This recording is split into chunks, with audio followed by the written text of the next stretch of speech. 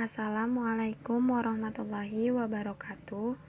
Nama saya Agustina dari kelas fungsi pengubah kompleks 6A. Di sini saya akan menjelaskan sedikit tentang limit dan kekontinuan pengubah kompleks. Yang pertama itu adalah pengertian limit. Definisi 4.1. Suatu fungsi fz terdefinisi atau mempunyai limit L untuk z mendekati z0, kecuali pada z sama dengan z0 dituliskan sebagai limit z mendekati z0 fz sama dengan L. Jika nilai fz mendekati L untuk setiap z mendekati z0, maka untuk setiap bilangan real positif sangat kecil adalah epsilon dapat ditemukan bilangan real positif sangat kecil yaitu delta yang bergantung pada epsilon. Sedemikian rupa sehingga untuk setiap z tidak sama dengan z0 di dalam lengkungan mutlak z dikurang z0 kurang dari delta dan lebih dari 0, kecuali pada z sama dengan z0 diperoleh mutlak fz min L kurang dari epsilon. Sehingga secara simbolik dapat dituliskan seperti di bawah ini. Saya akan menjelaskan contoh 4.1. Diketahui limit x mendekati 2, x kuadrat sama dengan 4, jika untuk setiap epsilon lebih dari 0, terdapat delta lebih dari 0. Sedemikian sehingga mutlak x dikurang 2 kurang dari delta dan lebih dari 0. Akan dibuktikan mutlak x kuadrat dikurang 4 kurang dari epsilon. Pertama-tama kita ambil mutlak x kuadrat dikurang 4 sama dengan mutlak x dikurang 2 sama x plus 2. X negatif 2, x dikurang 2 sama x plus 2 itu faktor dari x kuadrat dikurang 4. Setelah itu dipisah mutlaknya satu-satu. Jadi mutlak x dikurang 2 sama mutlak x plus 2. Kenapa selanjutnya mutlak x kurang 2 itu hilang? Kita lihat lagi ke syarat yang di atas, ke definisi limit. Mutlak x kurang 2 itu kurang dari delta dan lebih dari 0. Makanya si x dikurang 2 itu kita ganti jadi delta. Jadi delta mutlak x plus 2. Nah, di langkah selanjutnya itu delta kali mutlak x dikurang 2 ditambah 4. Kenapa ditambah 4? Itu sebenarnya sama aja kayak x plus 2, karena x dikurang 2 itu ditambah 4 sama dengan x ditambah 2. Kemudian kita pilih nilai minimumnya yaitu 1, delta. Nah, delta mutlak 1 ditambah 4. Nah, yang x negatif 2 nya itu kita ganti dengan 1 karena tadi untuk pilih nilai minimumnya. Yang 4 itu tetap 4. Makanya jadi 1 ditambah 4 itu sama dengan 5 delta. Sebenarnya ini tuh kembali lagi ke atas nih. 5 delta itu kurang dari epsilon. Makanya delta itu sama aja kayak kurang dari epsilon per 5. Nah, yang sebelah kanannya itu kenapa 5 dikali epsilon per 5? Soalnya kan tadi 5 delta. Nah, deltanya itu kan epsilon per 5. Makanya jadi 5 dikali epsilon per 5. Kan 5-nya bisa dicoret ya abis. Makanya tinggal epsilon. Maka benar kalau limit dari x mendekati 2x kuadrat itu sama dengan 4. Lanjut ke contoh 4.3.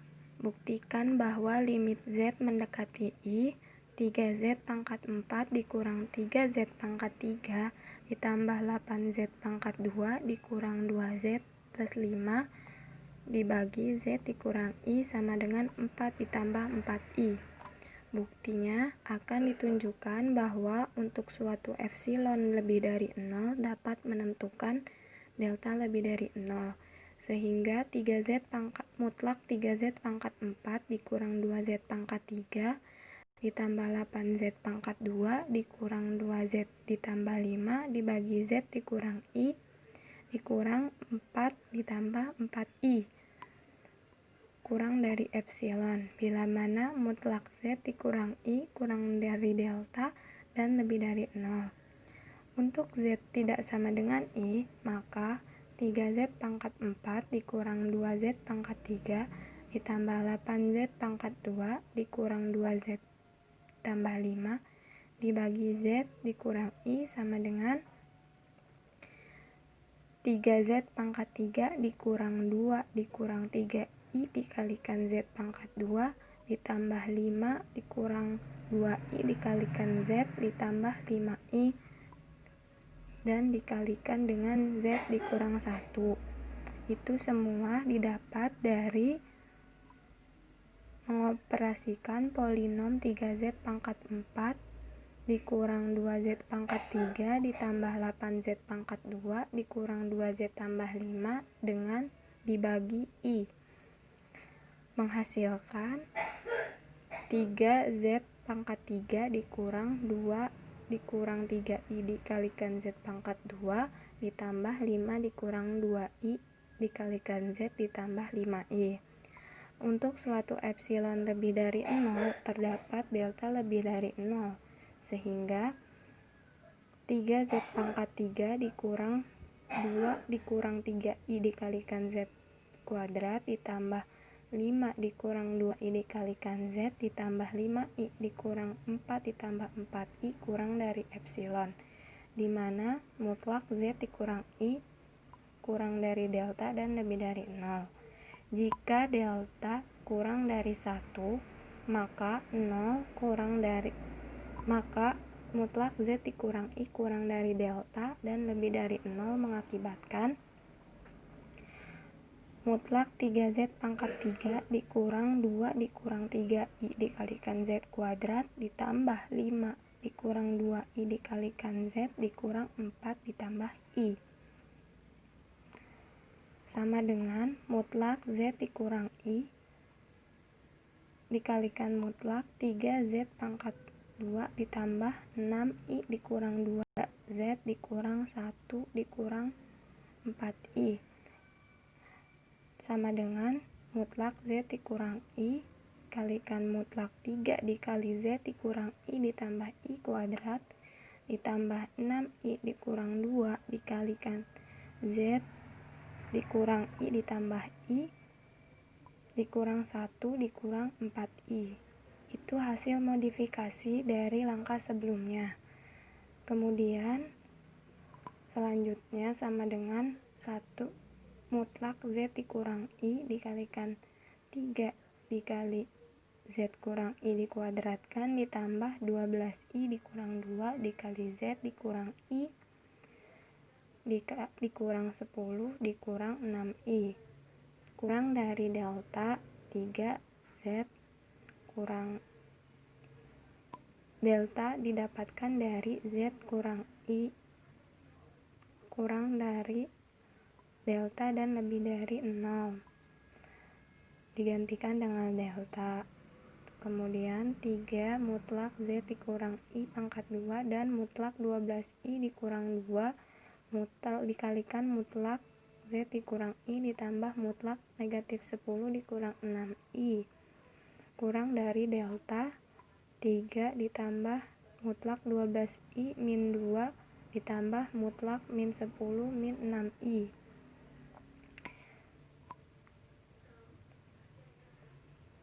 kurang dari delta 3 ditambah 12 ditambah 12 sama dengan 27 delta kurang dari epsilon. Ambil delta yang terkecil di antara 1 dan epsilon per 27, sehingga untuk epsilon lebih dari 0 pilih delta sama dengan epsilon per 27. Maka dari itu 3Z pangkat mutlak 3Z pangkat 4 dikurang 2Z pangkat 3 ditambah 8Z pangkat 2 dikurang 2Z tambah 5 dibagi Z dikurang I dikurangkan dengan 4 ditambah 4I kurang dari 27 dikali epsilon per 27, yaitu sama dengan epsilon.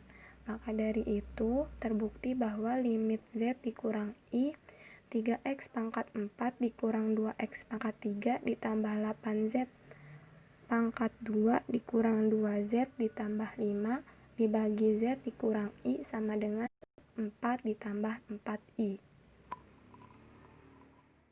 Contoh 4.4. Jika Fz sama dengan Z kuadrat ditambah 2Z, buktikan bahwa limit Z mendekati I, Fz sama dengan 2I dikurang 1. Untuk setiap epsilon lebih dari 0, terdapat delta lebih dari 0. Mutlak X dikurang L kurang dari delta dan lebih dari 0 akan dibuktikan mutlak Fz dikurang 2I min I kurang dari epsilon. Pertama-tama, mutlak 2Z kuadrat plus 2Z dikurang 2I min 1 sama dengan mutlak Z kuadrat ditambah 2Z min 2I plus 1 sama dengan mutlak Z kuadrat plus 1 ditambah 2Z dikurang 2I sama dengan mutlak Z ditambah I Z dikurang I ditambah 2Z dikurang I dikelompokkan, sedangkan yang Z ditambah I dikali Z kurang I itu faktor dari Z kuadrat plus 1. Kemudian mutlak Z dikurang I, mutlak Z ditambah I ditambah 2 itu sama aja kayak yang di atas, cuman mutlaknya dipisahkan. Kurang dari delta mutlak Z ditambah I ditambah 2. Kenapa delta? Karena seperti yang contoh 4.1 tadi, Z dikurang I itu kurang dari delta sama lebih dari 0, makanya Z kurang I-nya berubah jadi delta. Kurang dari delta mutlak Z dikurang I ditambah 2I plus 2. Kenapa Z dikurang I-nya ada lagi? Itu tuh sebenarnya sama aja kayak langkah yang sebelumnya, Z plus I plus 2. Cuman dia dimodifikasi jadi Z dikurang I plus 2I plus 2 kan sama aja ya, kayak I negatif I ditambah 2I sama aja positif I, jadi Z plus I plus 2 sama aja.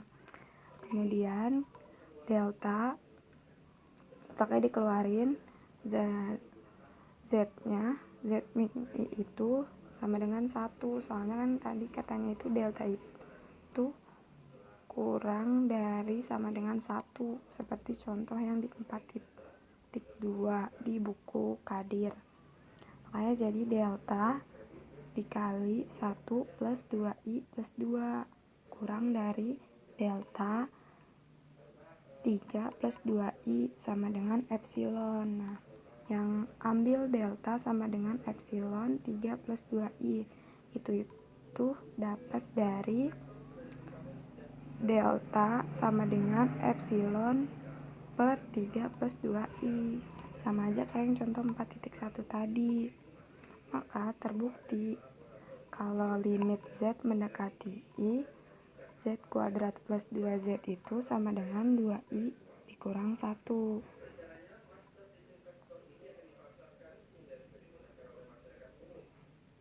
Terima kasih. Wassalamualaikum warahmatullahi wabarakatuh.